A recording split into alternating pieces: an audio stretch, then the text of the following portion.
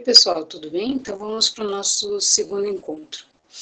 Na aula passada a gente estava falando um pouquinho a respeito da idade do Renascimento, né? E nessa época a gente viu que ele era considerado como a Idade das Trevas.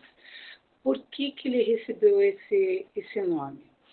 Bom, naquela época, quem tinha um poder quase que absoluto sobre todas as decisões, sobre todas as questões teóricas, vamos dizer assim, era a Igreja Católica, né? Então, tudo que a Igreja Católica dizia era marcado como verdade absoluta, né?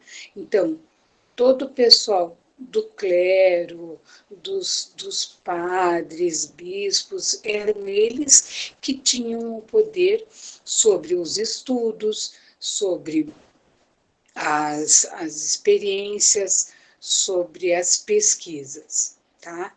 Lá no começo da Idade Moderna, então, acontece uma mudança muito radical em relação a tudo isso, né? Que começa com o período da luz.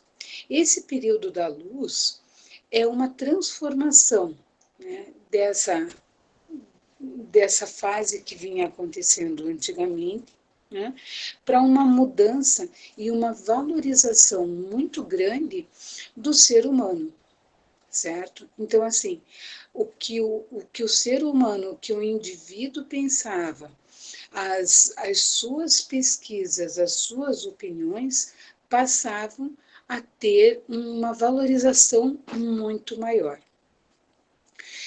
Com essa fase de valorização do ser humano, das suas experimentações, das suas vivências, em momento algum foi levado em consideração ou foi cogitado que o homem, anteriormente, não acreditasse em Deus, né? Em momento algum foi questionado a questão da fé e da crença do homem, né? Não é porque ele não, como é que eu vou dizer? Não é porque porque o poder da igreja era em relação ao estudo que o homem não pudesse acreditar em Deus, mesmo sabendo que agora as coisas que ele pensava, que as coisas que ele acreditava e ele chegava à conclusão através dos seus estudos, isso também nos mostra que muitas vezes, e na maioria das vezes, o homem sim era crente num Deus, num poder maior, né? Isso não quer dizer de jeito nenhum que os humanistas eles fossem ateus, tá? A única coisa que eles queriam com um fervor muito grande é que a igreja não tivesse mais o poder absoluto em relação a essas pesquisas e a maneira com que a igreja colocava que tudo o que acontecia tinha a resposta na Bíblia, tá? Bom, na apostila, na página... Um minutinho.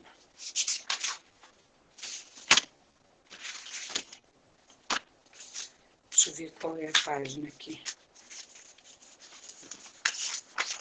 Na página 7, a gente tem uma imagem feita pelo Michelangelo, tá? Eu não consegui essa imagem exatamente igual, mas eu vou colocar para vocês aqui uma imagem muito parecida para a gente poder conversar um pouquinho a respeito dela, tá? Então, vou compartilhar minha tela aqui.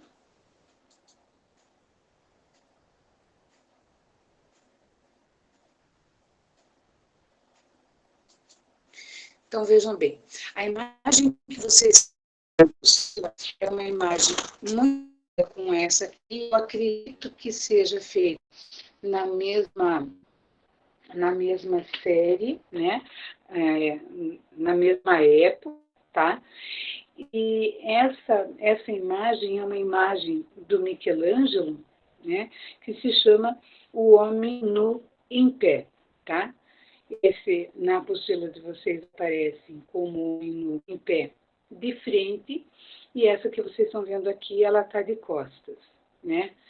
Bom, o que acontecia? O Michelangelo, ele foi um artista, né, que trabalhou muito a questão de escultura, essas esculturas em pedra, em mármore, né?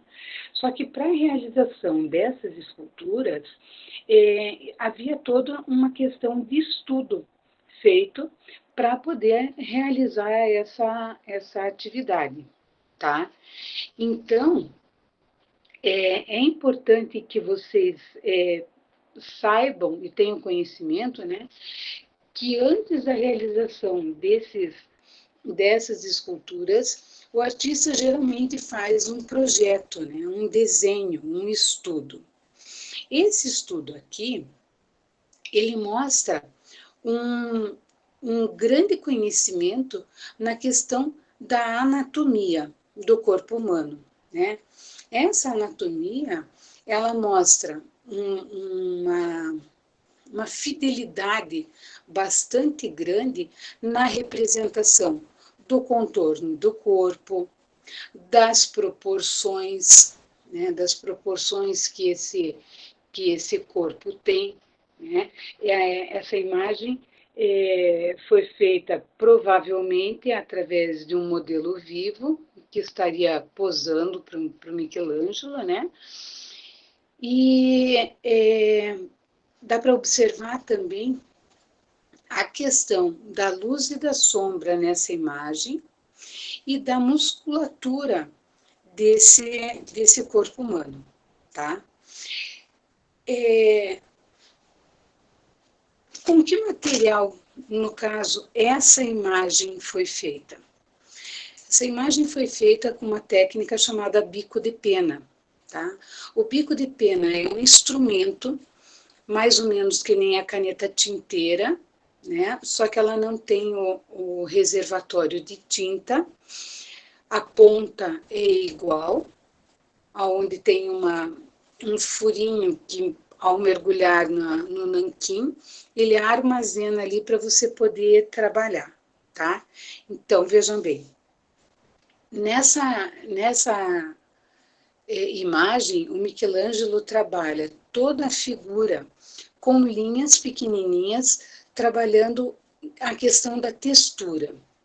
A luz é representada com uma quantidade muito pequena de linhas, e a sombra tem uma concentração maior das linhas nos contornos e nas partes mais escuras, certo? Nem sempre esses estudos são feitos com nanquim, né? Depende muito da questão de cada artista. Veja, hoje em dia esses estudos são basicamente feitos com grafite, e hoje em dia até na questão digital a gente tem essa possibilidade, né? Com aquelas mesas de desenho, tá? Na época das trevas, o que acontecia? A Igreja Católica, ela condenava as pessoas que tinham o poder da questão desses estudos em relação à anatomia, tá? Porque ela acreditava que só a Igreja Católica tinha o poder para isso, tá? Deveria ter acesso a esses estudos. Então, muitas vezes, os artistas que detinham desse conhecimento, eles eram perseguidos, certo?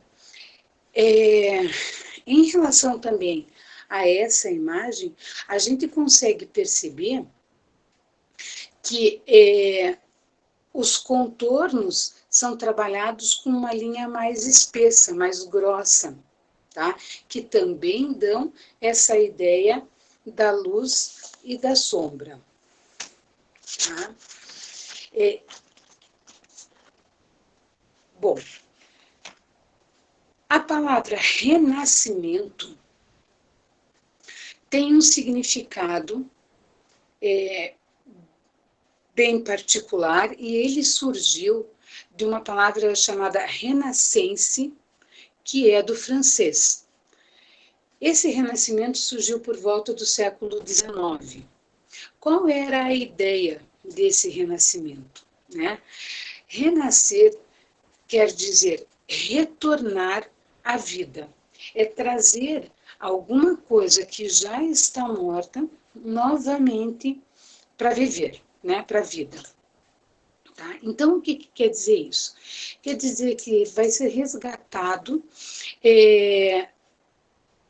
alguns itens da cultura clássica, tá? que ficaram adormecidos por um tempo, né? E que vão ser recuperadas pelos movimentos humanistas, tá? Qual que é a ideia do humanismo? O humanismo é justamente a questão da valorização do ser humano, das suas vivências, das suas experimentações, tá? Dos seus estudos. Essa renovação cultural acontece na Europa por volta do século XIV e século XVI, mais ou menos. E esses homens humanistas, eles procuram explicações não mais na questão espiritual, como a Igreja Católica fazia com frequência, né? Mas procuram explicações na vida terrena, tá? Na vida de cada ser humano, para conseguir justificar as coisas que antes eram todas justificadas de modo espiritual. A sociedade passa a não ser mais uma sociedade teocêntrica, né, onde Deus está no centro de tudo, né? Houve um rompimento nessa questão. Tá? E esse renascimento teve início na Península Itálica, e ele vai se propagar por outras regiões da Europa. Bom, o Renascimento ele é dividido em 3 fases, tá?